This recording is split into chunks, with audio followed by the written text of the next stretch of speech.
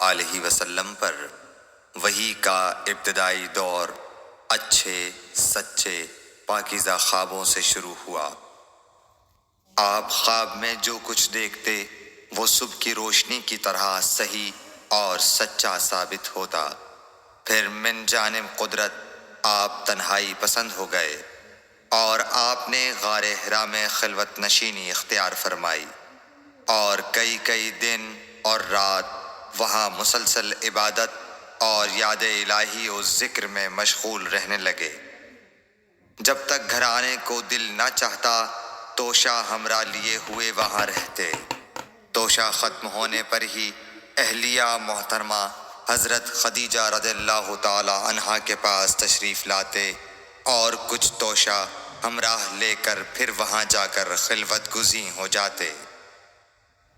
یہی طریقہ جاری رہا یہاں تک کہ آپ پر حق منکشف ہو گیا اور آپ غار حرا ہی میں قیام پذیر تھے کہ اچانک حضرت جبرائیل علیہ السلام آپ کے پاس حاضر ہوئے اور کہنے لگے کہ اے محمد پڑھو۔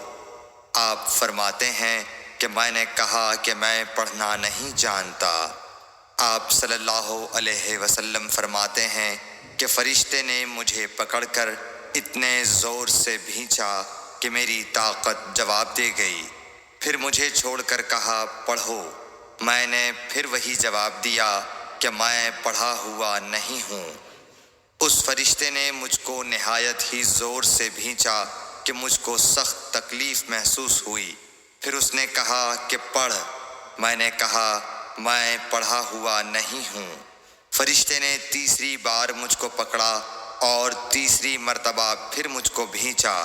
پھر مجھے چھوڑ دیا اور کہنے لگا کہ پڑھو اپنے رب کے نام کی مدد سے جس نے پیدا کیا اور انسان کو خون کی پھٹکی سے بنایا۔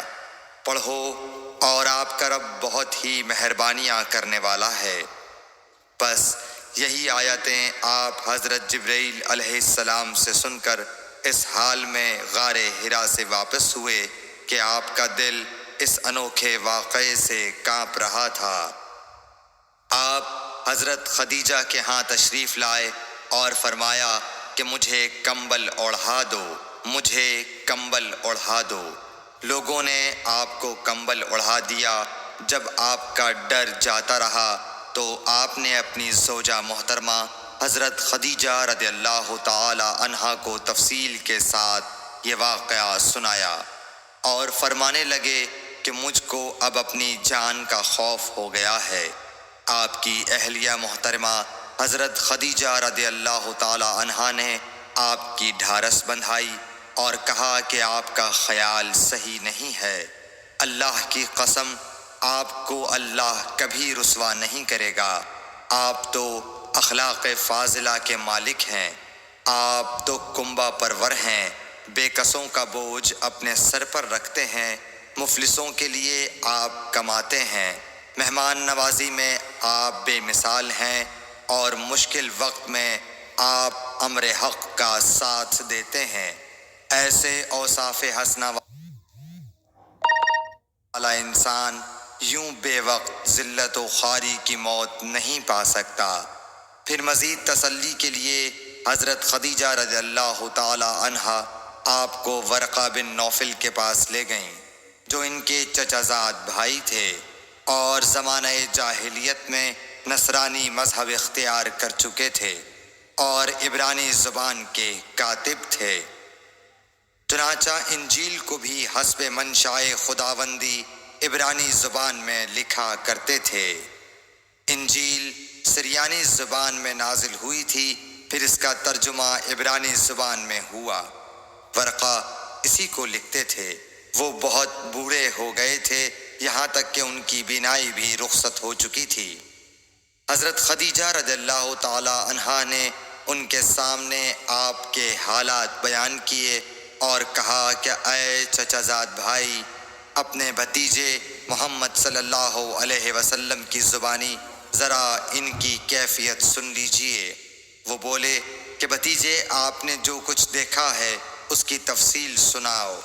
چنانچہ آپ صلی اللہ علیہ وآلہ وسلم نے از اول تا آخر پورا واقعہ سنایا، جسے سن کر ورقہ بے اختیار ہو کر بول اٹھے کہ یہ تو وہی ناموس معزز رازدان فرشتہ ہے جسے اللہ نے حضرت موسیٰ علیہ السلام پر وحی دے کر بھیجا تھا۔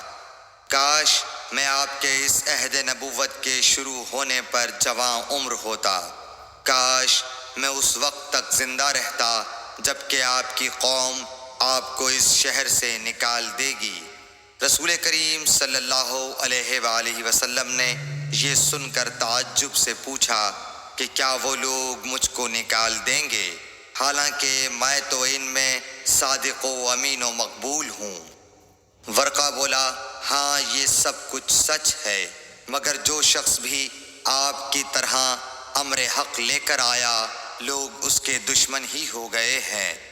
اگر مجھے آپ کی نبوت کا وہ زمانہ مل جائے تو میں آپ کی پوری مدد کروں گا، مگر ورقہ کچھ دنوں کے بعد انتقال کر گئے، پھر کچھ عرصے تک وحی کی آمد موقوف رہی۔ صحیح بخاری حدیث نمبر 3۔